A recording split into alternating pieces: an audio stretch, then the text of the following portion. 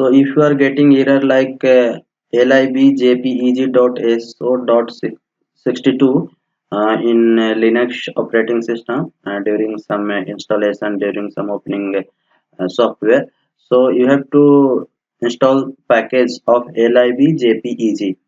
So for installing that package you have to close this and open in the home terminal. Okay,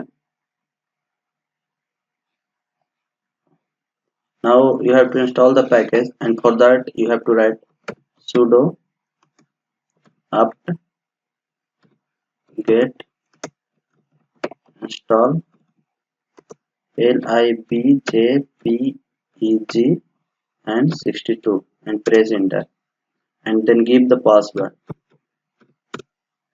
So see, and this the reading the package and installing, so it will take some time. You have to be connected with the internet